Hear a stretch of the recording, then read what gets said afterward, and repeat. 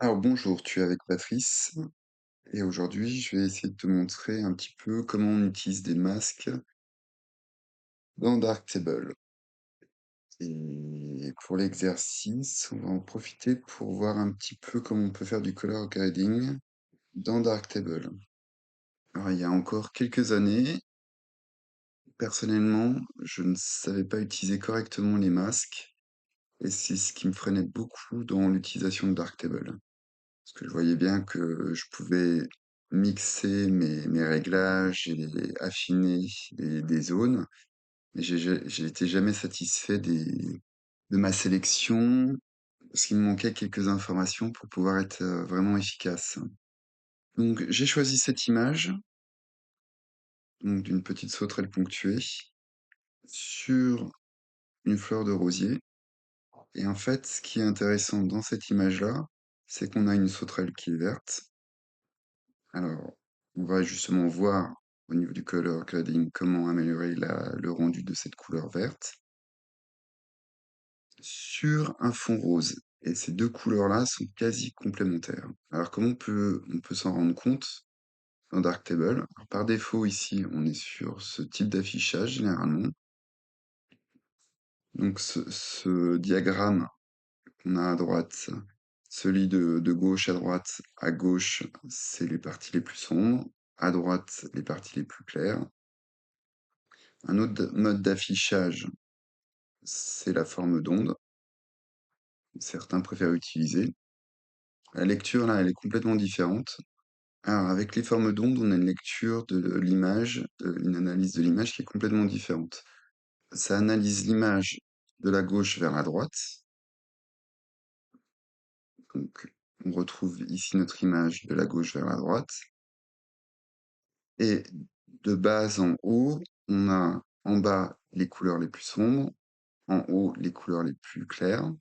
Et donc effectivement, si on analyse notre petit graphe ici, si on voit ici, on se rend compte qu'on a beaucoup de pixels clairs dans cette partie-là. Et effectivement, si on analyse la gauche de l'image, on se rend compte que c'est une partie qui est plutôt claire. Et effectivement, si on regarde sur le bord droit, qui est ici, on a beaucoup de pixels très clairs sur cette barre, sur cette partie droite. On retrouve ici le petit creux. La parade RVB, c'est la même chose que c'est les formes d'ondes, mais en fait, chaque dominante RVB sont placées côte à côte, qui permet de voir en fait là où on peut, si on a du mal à voir la répartition des couleurs ici, en passant sur la parade RVB, on a nos couleurs qui sont séparées en fonction des trois canaux, rouge, vert, bleu. Mais c'est ni plus ni moins que cette image-là qui est décomposée. Du moins, cette analyse-là qui est décomposée en fonction de chacune des composantes. Et pour le color grading, ce qui va plutôt nous intéresser, c'est le vector scope. Et ce qui est intéressant au niveau du color grading, c'est tous ces petits repères que Darktable nous propose, qui vont nous permettre d'ajuster nos couleurs pour permettre soit de rassembler un maximum de couleurs sur un secteur qu'on on fait tourner notre souris. On a notre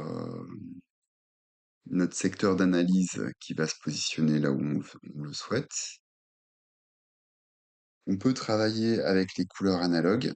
On peut travailler avec les couleurs analogues complémentaires. Et ici, en fait, on va travailler avec les couleurs complémentaires. Parce qu'on se rend compte qu'effectivement, notre rose, qui est rose, ici, on a une grande zone de pixels, un grand groupe de pixels qui se retrouve dans dans ce triangle. Et à l'opposé, on a du vert, mais finalement très peu. On a un tout petit peu. Alors qu'est-ce que ça implique? Quand on a des couleurs qui sont très opposées l'une de l'autre, c'est là où on a le plus fort contraste de couleurs, et donc c'est là où on a une meilleure lisibilité de notre image. Dans le cas de notre sauterelle, en fin de compte, si on analyse l'image, ce qu'on se rend compte, c'est que notre, sauterelle est au milieu de la rose et donc du coup, en fait, le corps qui a été éclairé par le flash, comme la rose, la couleur de son corps, en fait, est parasitée et là, on le voit, parasité par la couleur réfléchie, la lumière réfléchie par la rose. Et effectivement, dans les ombres, on a une dominante rose qui apparaît. Dans les zones un peu floues des antennes, on a effectivement les antennes qui virent au rose. Et donc, globalement, on sait que notre sauterelle, la couleur de notre sauterelle a été influencée par la lumière réfléchie par les pétales, qui a donc du coup décalé la couleur de la sauterelle vers le rouge, vers qui a pris un petit peu du rose de la fleur. Et donc, on va corriger ça pour avoir une sauterelle qui est plus verte, virer les dominantes colorées qui apparaissent roses, qui apparaissent un peu trop, de manière un peu trop forte à certains endroits de l'image. Et pour cela, on va avoir besoin des masques. Et donc, comprendre comment utiliser les masques. Et donc là, ce qu'on va faire, c'est qu'on va faire duplication de ce module-là, module calibration des couleurs. Alors, on va avoir une alerte. Donc, on va le renommer. On va l'appeler sauterelle.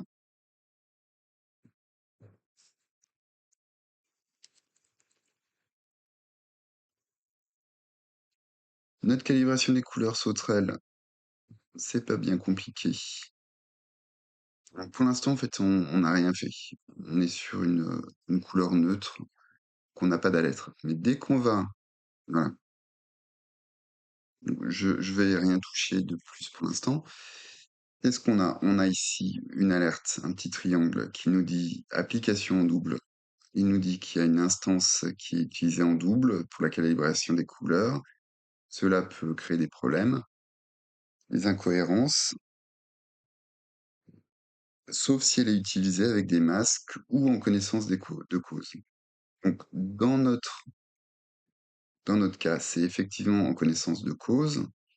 Et effectivement, quand on regarde notre vecteur scope, effectivement, si j'annule la calibration des couleurs, on observe qu'on a un décalage des couleurs ici, le rose est basculé, le vert tout glisse, tout va glisser, en fait, va tourner à peu près de 30 degrés. C'est pas ce qui nous intéresse. Et effectivement, quand on regarde l'impact sur les couleurs au niveau du vecteur scope, on se rend compte qu'on a tiré les couleurs vers le bleu. Notre jaune-vert qui était qui était à ce niveau-là, les couleurs ont été décalées vers la droite, en sens anti-horaire. Donc là, en fait, ce qui se passe, c'est que déjà, on a une chroma qui est un peu trop forte. Généralement, autour de 20, on devrait avoir quelque chose de pas trop mal. Et effectivement, quand on regarde, si j'annule, on décale un tout petit peu la couleur rose est un petit peu atténuée, mais surtout, le vert ici est corrigé. Et effectivement, quand on regarde, on va zoomer sur cette partie-là, quand on regarde la patte à l'arrière, on se rend compte que le rose a disparu et que le vert réapparaît, ce qui correspond à la couleur de notre insecte. Pour affiner ça, on a besoin d'utiliser les masques. Pour activer les masques, c'est dans la partie basse du module, c'est cette barre de menu, où on a absence de masque, on désactive les masques. Là, c'est les masques de fusion simple. Si on veut juste faire une moyenne, une différence, multiplier pour ceux qui utilisent les masques dans Photoshop ou dans d'autres logiciels similaires, c'est pas quelque chose d'inconnu. Mais là, ce qui va nous intéresser, c'est plutôt, dans un premier temps, les masques dessinés, et dans un deuxième temps, on va peut-être même pouvoir affiner en utilisant les masques dessinés et les masques paramétriques. C'est là où Darktable est un petit peu chiant parce que du coup, c'est pas forcément très intuitif. Mais du coup, quand on utilise plusieurs masques, parce que là, on va utiliser plusieurs masques, on va être obligé d'aller ac afficher le module gestion des masques. Donc pour le moment, quand on regarde ici, on a le masque dessiné, aucun utilisé. Éventuellement, si on avait déjà dessiné d'autres masques, on peut venir en rajouter ou prendre celui qui était utilisé pour un autre module. C'est pas notre cas. Les masques que l'on peut utiliser, en fait, ils sont de 5 natures différentes. Ici, on va utiliser principalement le chemin et le pinceau. Mais pour une forme, qu'on a certaines formes géométriques assez simples, on va utiliser le rond ou l'ellipse. Donc le rond, voilà le rond. Quand on positionne l'objet rond, on a deux poignées de contrôle. Une poignée sur le trait continu qui est en fait la zone où le masque est à 100%, appliqué à 100%, et le cercle avec les pointillés, c'est la zone de transition de ce masque. Donc cette transition, elle est plus ou moins dure. Moi, généralement, je la gère pour qu'elle soit un petit peu douce. Pas trop, mais ça va dépendre de l'objet que je dois détourer et la complexité de cet objet. Après, on peut travailler soit en prenant les poignées de contrôle, soit simplement avec la souris, en tournant la molette dans un sens ou dans l'autre. On agit sur la taille. Si on appuie sur Shift, on va jouer sur la dureté, donc l'adoucissement de la transition. Si cet adoucissement est à 0, on a une transition qui est très dure. On peut afficher le masque, donc on voit la transition qui est très dure. Si je tire cette transition, on voit qu'on a un dégradé entre la zone qui est à 100% sélectionnée et la zone qui est à 0.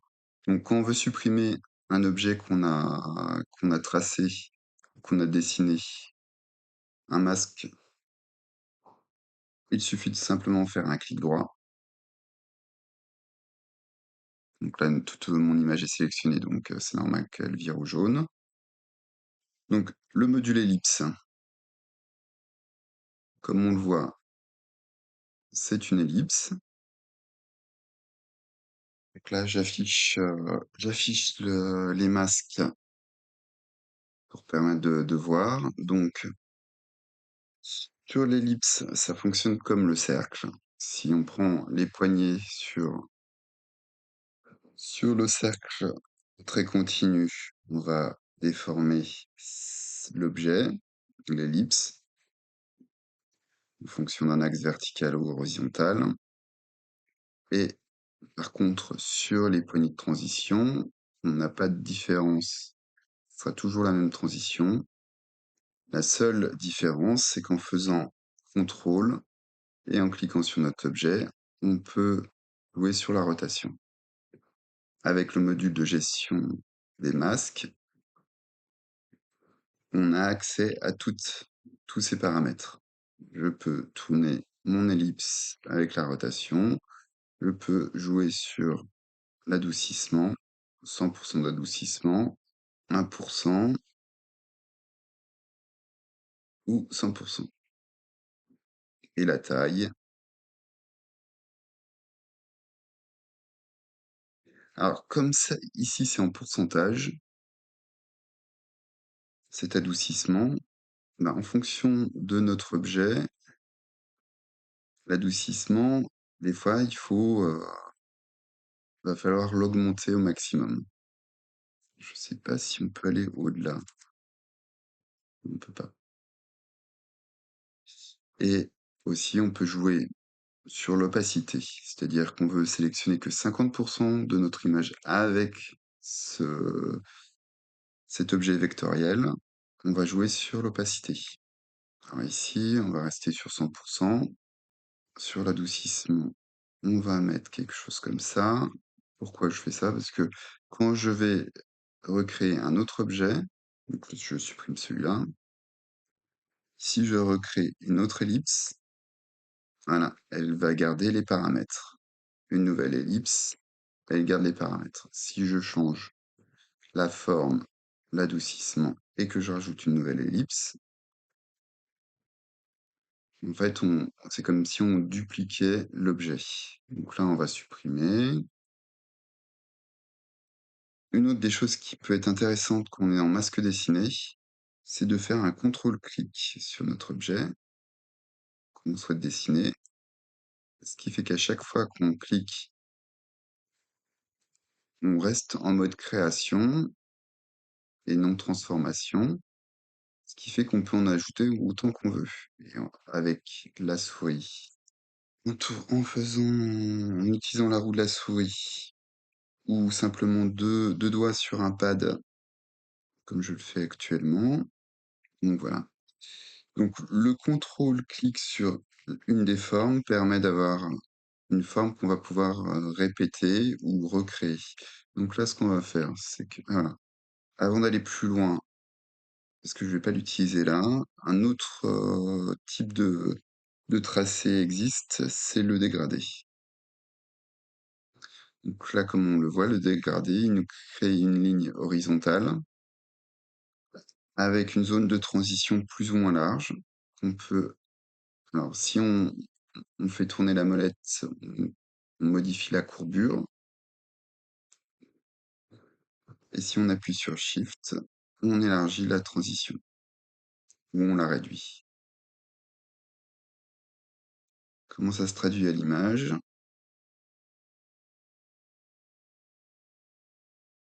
L'autre chose, c'est le point qui est au bout de la flèche, permet de modifier l'orientation de notre vecteur.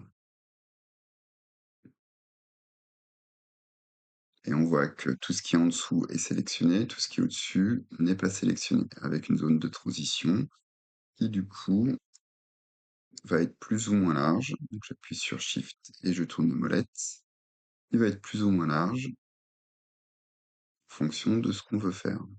Donc maintenant, dans le cadre de notre photo, donc on a dit qu'on voulait juste corriger la sauterelle. Donc là, du coup, je vais utiliser un chemin et je vais venir faire le tour. On n'a pas besoin d'être ultra précis. Alors, une des astuces qu'on peut utiliser quand on veut dessiner une ligne droite, c'est en utilisant CTRL,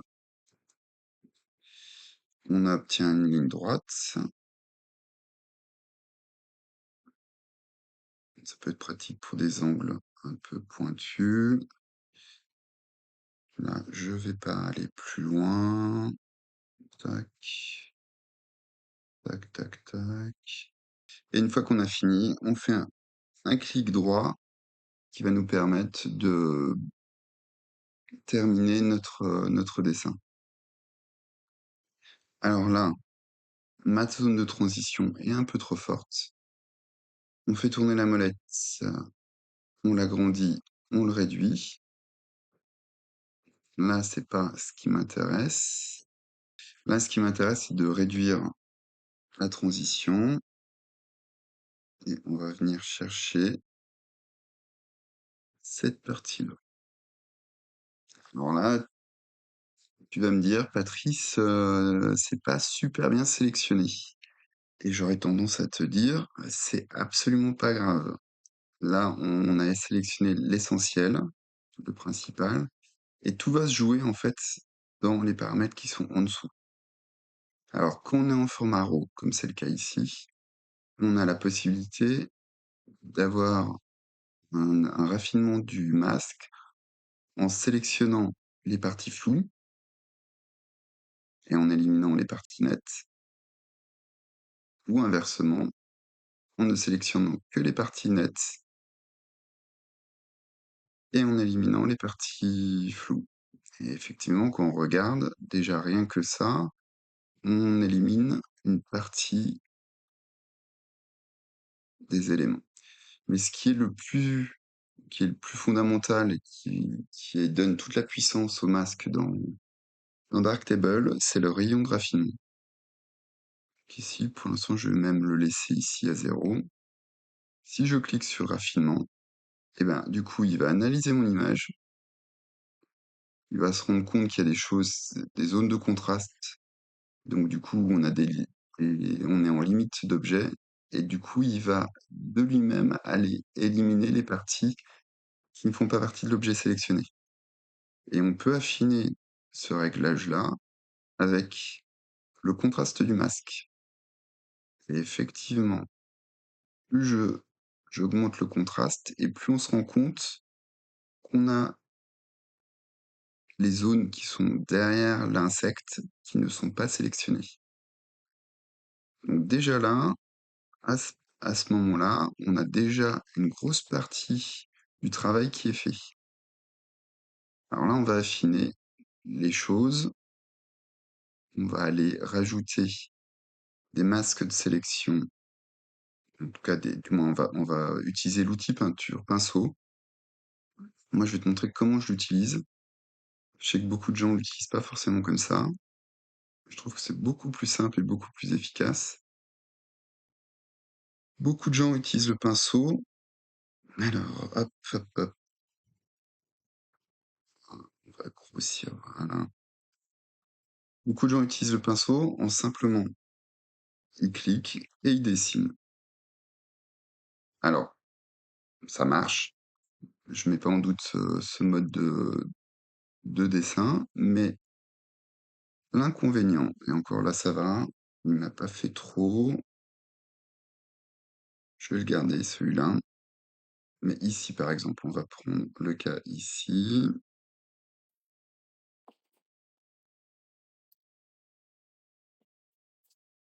Et donc là, voilà. Le souci, c'est que quand on utilise ça, il nous crée notre tracé plus ou moins précis en fonction de l'outil qu'on utilise. On a beaucoup de points. Et à mon avis, on perd en précision et en temps parce que si on doit modifier, hop, on doit aller chercher chaque point.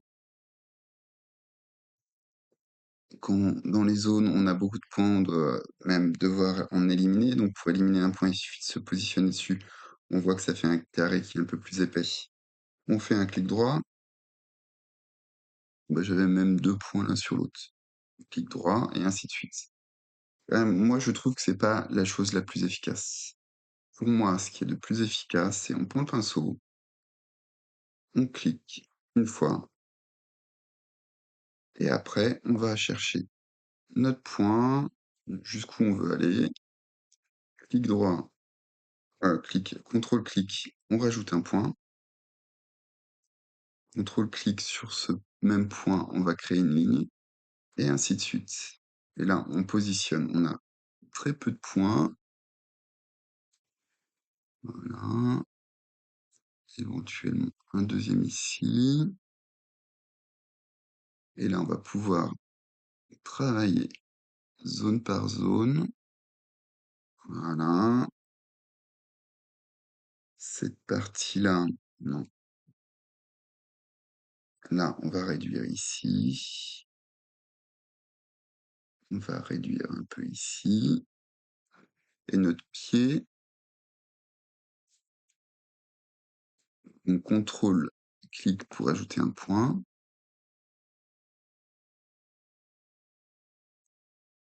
Et notre patte est assez facilement sélectionnée. On va pas s'embêter plus que ça. Et on va faire ça sur nos pattes.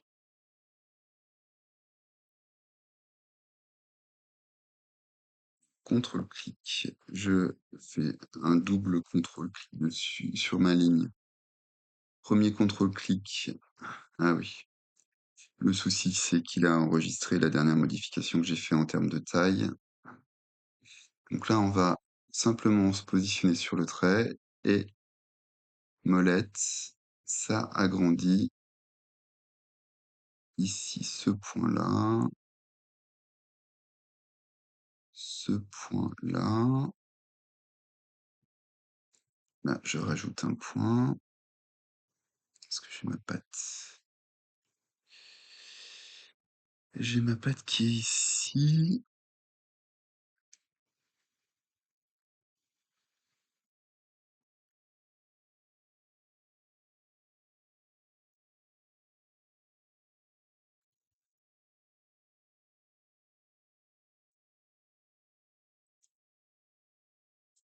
Encore un contrôle-clic pour aligner.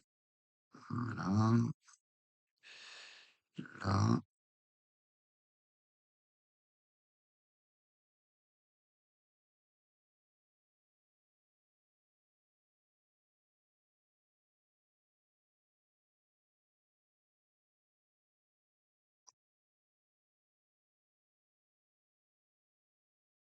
Allez, hop, j'ai verrouillé ça. Alors, ce qui est parfois du coup, quand on vient dans la gestion des masques, là, on va pouvoir venir plus facilement sélectionner notre objet. Il est là. J'affiche le masque de sélection. Il faut vraiment que je réduise ça.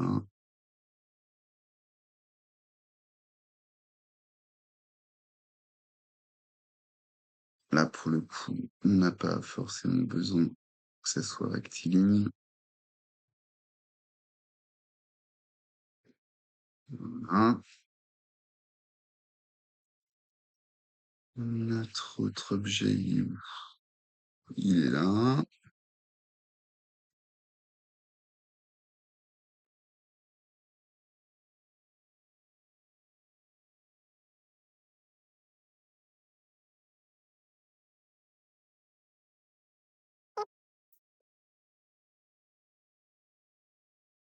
On va réduire encore un peu ici. Bon, là, j'ai exagéré un peu. J'ai sélectionné toute l'antenne, mais à mon avis, c'est pas forcément nécessaire. Mais on va affiner ça. Donc, notre, il est là. Je rajoute un point ici, ici, et là, on diminue, on diminue. Bon, là, on est sur la tête, de toute façon, on n'a pas besoin. Voilà. Et là, qu'est-ce que j'ai? Oui, ok. Voilà. C'est pas trop mal. C'est pas trop mal. Voilà. Donc là, on a notre sauterelle qui est... Ouais, des fois, il y a des petits problèmes d'affichage des masques. Dessiner, les positionne pas forcément super bien. Ah oui, celui-là, j'avais pas retravaillé. On va venir le retravailler. Et là, on va redescendre un petit monde. Si je peux mettre quand même. Je pense qu'on y est là. On a sélectionné notre sauterelle. On se rend compte qu'effectivement, au niveau de la correction des couleurs et de la calibration, on ne touche que la sauterelle. Si on regarde notre cercle chromatique ici, on voit que le rose ne bouge pas et on n'a que ce qui est au niveau de la sauterelle, qui était un jaune verdâtre, hein, qui est à nouveau plutôt un vert pomme. Donc, comme je disais, on peut encore affiner. Parce que là, c'est pas trop mal, mais ici, en fait, je veux même pas forcément avoir besoin d'utiliser le masque paramétrique dessiné et les masques paramétriques. En fait, ce qu'on pourrait faire, donc l'idée c'est de sélectionner que le vert, ce qui contient du vert.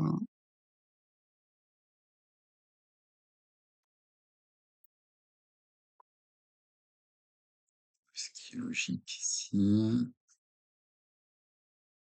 Cette partie-là, c'est autour de ce jaune qu'on veut modifier les couleurs. Et ici, en fait, en tout cas en rouge, on touche un petit peu.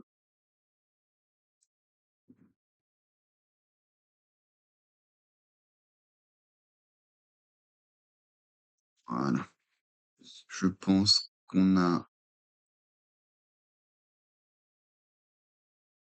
Effectivement, on a quelque chose d'un peu plus fin ici. Alors ce que je vais regarder, c'est au niveau de l'antenne ici. Donc là, j'ai peut-être un peu trop. On va peut-être rester comme ça, c'est bien, c'est très bien. Alors je sais pas si tu t'en rends compte, mais donc là, on n'a plus besoin d'utiliser les masques. Quoique je pourrais, si, je pourrais, mais je vais pas le faire par ce biais-là. On a corrigé la dominante rose que les lumières réfléchies du flash avaient apportée sur notre petite, sauterelle, et on peut jouer de 2 manières sur la restitution des couleurs. Si je force le chroma, là, notre sauterelle, elle vire dans le vert. Donc là, c'est pas le but. Il faut qu'on reste dans notre triangle. Et en fait, ce qu'on peut faire pour moduler notre correction, si on trouve qu'elle est trop forte, mais qu'on n'arrive pas à ajuster en jouant sur le chroma, on peut simplement jouer sur la transparence de notre. Finalement, c'est comme ça correspond à un calque de réglage dans Photoshop, et on va pouvoir jouer sur la transparence de ce calque. 0, aucune modification, 100% de la totalité. Et si on vient moduler ici, on se rend compte que ça bouge tout doucement là-haut au niveau de notre verre, et on peut y aller de manière assez fine pour obtenir quand même quelque chose qui reste naturel. Et je ne sais pas si tu te rends compte, mais cette petite correction assez simple, finalement, sur notre sauterelle, permet de récupérer les couleurs qui sont un peu plus naturelles pour la sauterelle, qui est pas si jaune que ça, qui est vraiment verte, quand on la voit dans la nature, elle est vraiment très verte. Ce qui permet du coup d'avoir des couleurs complémentaires entre l'arrière-plan et notre sauterelle, et du coup, ça bénéficie à la lecture de l'image, puisque si tu regardes bien ici, la transition est plus douce entre la sauterelle et son arrière-plan, donc elle s'en détache moins. Mais simplement cette petite modification va améliorer le contraste de couleurs et permettre une meilleure lisibilité de notre image, et de la rendre plus punchy.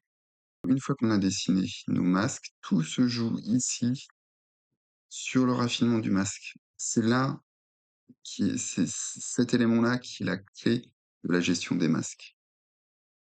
C'est là où on va aller pouvoir chercher précisément les zones qu'on souhaite sélectionner ou ne pas sélectionner. Le seuil de détail uniquement pour les fichiers RAW. Le rayon de raffinement qui va permettre d'aller chercher, il va analyser un petit peu notre image, notre sélection, et voir les zones de contraste. Sélectionner les zones qui font partie de notre sélection par rapport au contraste de ce qui ne devrait pas être dans notre sélection. Éventuellement, on peut mettre un flou sur notre sélection pour inclure des détails qui sont exclus. On peut jouer sur l'opacité du masque si on veut réduire notre sélection. Comme je te l'ai dit, on peut le faire aussi via le mode de fusion là-haut. Et l'autre point important, c'est le contraste du masque qui va nous permettre d'affiner encore plus et de préciser encore plus ce que peut nous donner le rayon de raffinement. Alors j'espère que ce tuto t'aura été utile. Si tu veux des précisions sur certaines choses, n'hésite pas, utilise les commentaires, j'y répondrai avec plaisir.